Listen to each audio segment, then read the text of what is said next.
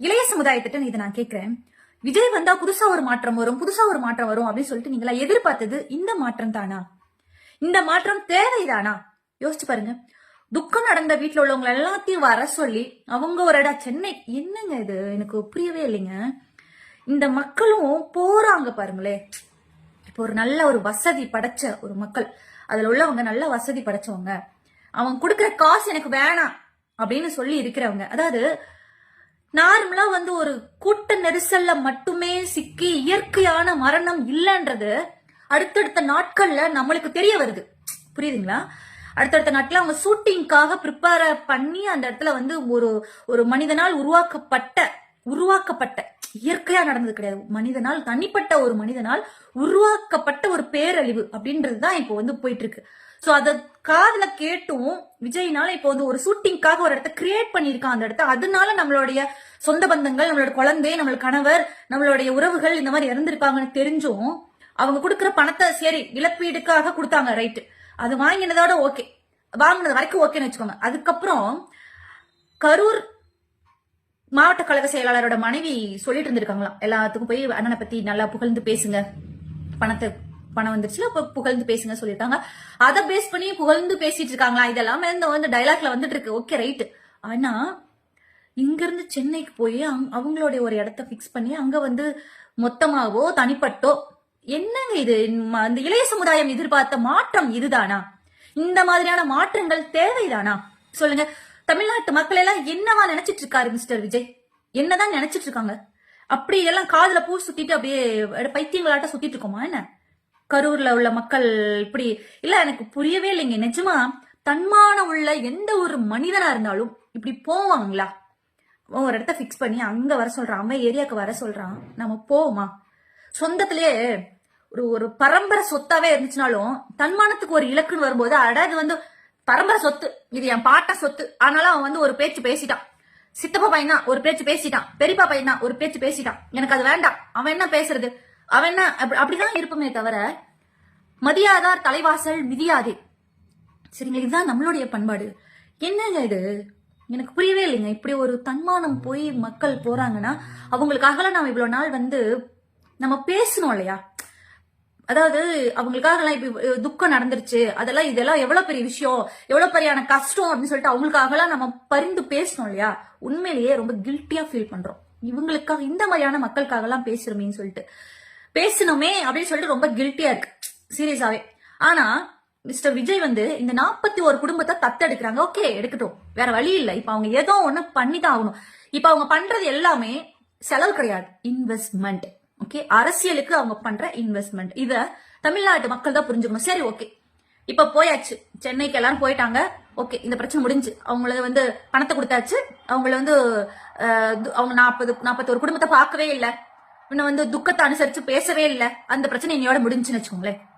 Okay, இது நாள் வரைக்கும் சொல்லிட்டு இருந்தாங்கப்பா, பாக்கல, இப்ப பார்த்தாச்சு, சேஃபா கூட்டு போயாச்சு, பார்த்தாச்சு, தனித்தனியாவோ குரூப்பாவோ பேசிட்டாங்க. ஓகேங்களா? பட் அடுத்து பரப்புரை ஸ்டார்ட் பண்றாங்கன்னு வச்சுக்கோங்களேன். ஏன்னா விஜய் பேர்ல எஃப்ஐஆர் இது வரைக்கும் பதிவு ஆகல. அடுத்த பரப்புரை அவங்க ஸ்டார்ட் பண்றாங்கன்னா, ஓகே, இப்ப 41 குடும்பம் மக்கள் கூட்டிட்டு போயிட்டாங்க.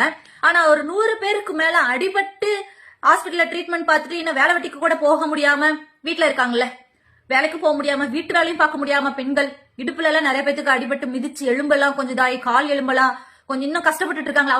அவங்களோட நிலைமையெல்லாம் என்ன? அவங்களே கூட்டு போய் விசாரிப்பாங்களா? சரி, ஓகே, அந்த கூட்ட நெரிசல்ல 27,000 பேர் வந்தாங்கல்ல, அதுல இன்னும் நிறைய பேர் அதுலயும் கொஞ்சம் கஷ்டப்பட்டு இருக்காங்கல்ல. ஓகேங்களா? அவங்களுக்கெல்லாம் என்ன பதில்? சரி, அது ஒரு பக்கம். மறுபடியும் பரப்புரை ஸ்டார்ட் பண்ணாங்கன்னா இந்த மாதிரியே மக்கள் கூட்டம் திரளா போய் கூட்ட நெரிசல்ல இப்படி ஆவாங்க அப்படின்னா அந்த குடும்பத்திலே யாரெல்லாம், அதாவது சின்ன சின்ன காயங்கள்லாம் கிடையாதுப்பா, யாரோட உயிரெல்லாம் போச்சோ அந்த குடும்பத்துல நாங்க தத்து எடுத்துக்கிறோம்ப்பா. என்ன மாதிரியான அரசியலுங்க இது? என்ன இதெல்லாம் அரசியல்ல வருமா என்ன? இது நாள் வரைக்கும் காலங்காலமா நம்ம பாத்துட்டு இருந்தோம். இப்ப அரசியல்னா என்ன நம்மளுக்கு எல்லாம் கொஞ்சமாச்சும் தெரியும். இதெல்லாம் என்ன மாதிரியான லிஸ்ட்ல வரும்? விஜய் ஒரு மாற்றம் வரும்னு எதிர்பார்த்துட்டு இருந்த இளைய சமுதாயமே, இந்த மாதிரியான மாற்றம் தேவைதானா? ஆனா விஜய் என்ன பண்ணாலும் முட்டு கொடுக்கணும்னு ஒரு குரூப் இருந்துட்டே இருக்காங்கப்பா.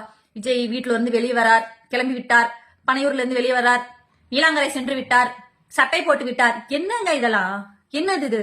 அப்படி என்னங்க விஜய் கிட்ட அப்படி என்ன புதுசா அதிசயத்தை மக்கள் பாக்குறாங்க அந்த ரசிகர்கள்னு புரியவே இல்லைங்க. இது என்ன மாதிரியான அரசியல்னு தெரியல. என்ன மாதிரியான மாற்றத்தை நோக்கி தமிழ்நாடு போயிட்டு இருக்குன்னு தெரியல. புதுசா இருக்கு. இதனால வரைக்கும் கட்சி கூட்டங்கள் நடக்கலையா, கட்சி மீட்டிங் நடக்கலையா, மக்கள் போகலையா, வரலையா, தேர்தல் நடக்கலையா, வெற்றி வாகை சூடலையா, என்ன நடக்கல? இது என்ன இதெல்லாம்? இது ஒரு நல்ல ஒரு பாதைக்கு உண்டான ஒரு சின்ன ஒரு வழி கூட கிடையாது. இது எங்க போய் முடியும் தெரியல. இளைய சமுதாயம் இன்னும் சிந்திக்கணும். இன்னும் நேரம் இருக்கு, இன்னும் சிந்திக்கணும். விஜயோட இந்த பைத்தியக்காரத்தனமான, இந்த கூத்தாடித்தனமான இந்த கூத்துக்கெல்லாம் இளைய சமுதாயம் என்ன பதில் வச்சிருக்கீங்க? ஆனா என்ன பண்ணாலும் முட்டு கொடுக்கறதுக்கு சில பேர் இருந்துட்டே தான் இருப்பாங்க. அவங்கள பத்தி நான் பேசவே இல்லை.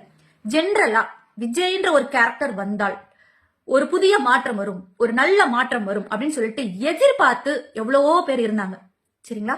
அவங்க தான் யோசிக்கணும். முட்டு கொடுக்கறவங்கள பத்தி நான் பேசவே இல்லை. ஏன்னா அவங்க என்ன பண்ணாலும் சரி, கண்மூடித்தனமா, பைத்தியக்காரத்தனமா, ஏதாவது இறந்த குடும்பத்துல உள்ளவங்க ஒரு 20 லட்சத்துக்காக விஜய பக்கத்துல பாக்குறதுக்கான ஒரு வாய்ப்பை என் குழந்தை எனக்கு கொடுத்துருக்கான், என்ன அதுக்கு நாங்க அந்த குழந்தைய நான் ஈடா கொடுத்துருக்கேன். சி, என்ன மாதிரியான வார்த்தை அதெல்லாம்? என் பையன் போனாலும் பரவாயில்ல, விஜய் இருக்கான் எனக்கு பையன் மாதிரி.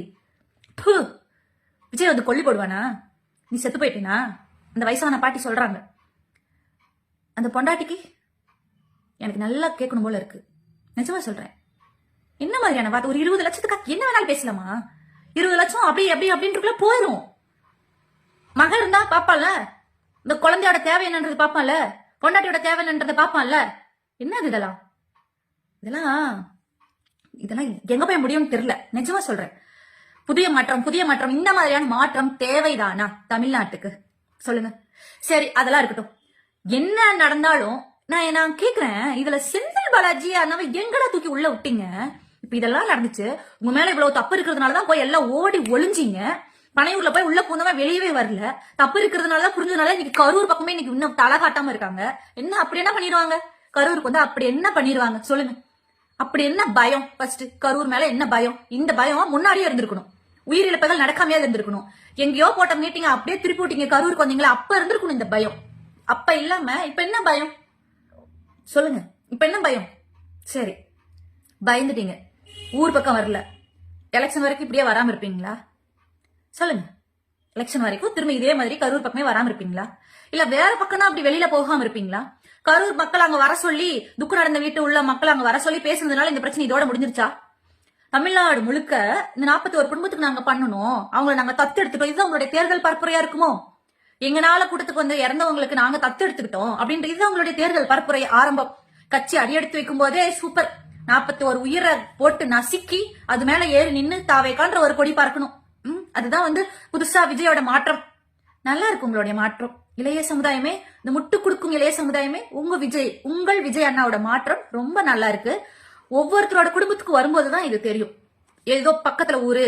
சரி, நான் ஒரு விஷயம் கேக்குறேன். ஈரோடு மாவட்டத்துல இருந்து ஒரு வயசானவர் போயிருக்காரு, கண்ணு தெரியாத ஒரு அம்மா, அவங்களோட ஃபேமிலி, இதெல்லாம் கேள்விப்பட்டிருப்பீங்கன்னு நினைக்கிறேன். அந்த வயசான அம்மா, கண்ணு தெரியாத அம்மாவோட குடும்பத்தார் அந்த அம்மாவை இப்ப தத்தெடுக்கிறாங்களாட்டு இருக்கு. இத்தனை நாள் புரிச்சு தான் பாத்துட்டு இருக்காங்க. பையன் இருந்தா, பையன் இறந்து போயிட்டான். இப்போ அந்த கணவருக்கே தெரியாம அந்த வயசான அம்மாவோடைய குடும்பத்தார் கூட்டு போயிட்டாங்க. அந்த பெரியவர் அங்க போய் மகாபலிபுரத்துல வெளியே சுத்திட்டு இருக்காரு. என்ன உள்ள விட மாட்டேங்கிறாங்க, எனக்கு உள்ளே விடல, எனக்கு தகவலே தெரியல, என்னையும் கூட்டிட்டு வரல. அந்த குடும்பத்தார் எங்களை கூட்டிட்டு போயிட்டாங்க, அவங்களை கூட்டு போயிட்டாங்க, என்ன உள்ள விட மாட்டேங்கிறாங்க, பணத்துக்கு ஆசைப்பட்டு என் பொண்டாட்டியும் உள்ள கூட்டு போயிட்டாங்க, என்னை உள்ள விட மாட்டேங்கிறாங்க அப்படின்னு சொல்லிட்டு இருந்தார். இதெல்லாம் உங்களுக்கு தெரியுமா என்னன்னு தெரியல. இப்போ இந்த இடத்துல யோசிக்க வேண்டிய ஒரு விஷயம் என்னன்னா, கரூரில் நடந்த தாவேகா பரப்புரைக்கு ஈரோடு மாவட்டத்தில இருந்து ஏன் வந்தாங்கன்னு யாராவது கேட்டீங்களா?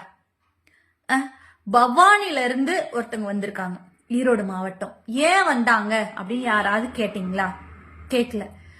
விஜயோடைய கூட்டத்தை காட்டணுன்றதுக்காக, கரூர்ல பெரிய கூட்டத்தை காட்டணுன்றதுக்காக விஜய் கூடவே நாமக்கல், அதாவது குளித்தலையில இருந்து அவங்க திருச்சி ஏர்போர்ட்ல இருந்து வரதுல இருந்து அங்க இருந்தே மக்கள் கூடவே வந்திருக்காங்க. நாமக்கல்ல பேசிட்டு திரும்ப வரும்போது அங்க இருந்தும் கூடவே வந்திருக்காங்க. அதெல்லாம் சேர்ந்ததுனாலதான் இங்க கூட்ட நெரிசல் அதிகமாச்சுன்றது இப்பவாவது உங்களுக்கு புரியுதா மக்களே? கரூரில் நடந்த ஒரு பரப்புரைக்கு மற்ற மாவட்டங்கள்ல இருந்து ஏன் வரணும்? வந்ததுனாலதான் இந்த பிரச்சனை நடந்துச்சுன்றது தெள்ள தெளிவா இதுக்கு மேல புரிய வைக்க முடியாது மக்களே. ஆனாலும் இதுவரைக்கும் நடந்த ஒரு விஷயத்தையும் கண்ணு முன்னாடி பார்த்தவங்களை தாண்டி இந்த மாதிரியான தகவல்கள் எல்லாம் கேக்குறாங்கல்ல, கேக்குறவங்களுக்கே கண்டிப்பா புரியும். கரூர்ல நடந்த ஒரு விஷயத்துக்கு ஈரோடு மாவட்டத்துல இருந்து ஏன் வந்தாங்க, எப்படி தெரியும், எப்படி வர வச்சாங்க? அவங்க எல்லாம் இந்த மாதிரி நிறைய பேர் வந்ததுனால தானே அந்த இடத்துல கூட்ட நெரிசல் அதிகமாச்சு. ஒரு லிமிட், ஒரு 10,000 பேர் பர்மிஷன் வாங்கியிருக்காங்க அப்படின்னா 27,000 பேர் அங்க வர்றதுக்கான காரணம் என்ன? விஜய் வர்றதுக்கு கொஞ்சம் முன்னாடி வரைக்கும் அங்க ஆட்டம் பாட்டம் எல்லாரும் ஜாலியா செட்டு வச்சுட்டு பாட்டு பாடிட்டு சூப்பரா வைப் பண்ணிட்டு இருந்திருக்காங்க. விஜய் வரும்போதுதான் அந்த கூட்ட நெரிசலே வந்திருக்கு. போலீஸ் என்னங்க கனவா கண்டாங்க சொல்லுங்க? விஜய் வரும்போது அவ்வளவு கூட்டம் வரும், திடீர்னு இப்படி ஒரு போலீஸ் எல்லாம் கனவா கண்டாங்க? காவல்துறை இன்னும் சரியா நடந்திருக்கணும், காவல்துறை இன்னும் பாதுகாப்பு கொடுத்திருக்கணும். என்னங்க பாதுகாப்பு கொடுத்திருக்கணும்? விஜய் வரும்போது அவ்வளவு பேத்த கூட்டிட்டு வந்தா இதெல்லாம் ஷூட்டிங்காக நடந்த ஒரு விஷயம்ன்றது தெள்ள தெளிவா தெரியுது. பஸ்ல ஷூட்டிங் அந்த 63 ட்ரோன் கேமராவுடைய சிஸ்டம் எல்லாம் பஸ்ஸுக்குள்ள இருந்திருக்கு.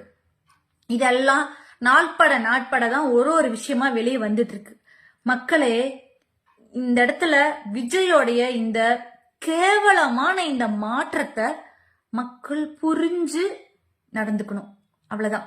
முட்டு கொடுக்கறவங்களை பத்தி, விஜய் என்ன பண்ணாலும் விஜய்க்காக முட்டு கொடுக்கறவங்களை பத்தி நாம பேசவே இல்லை.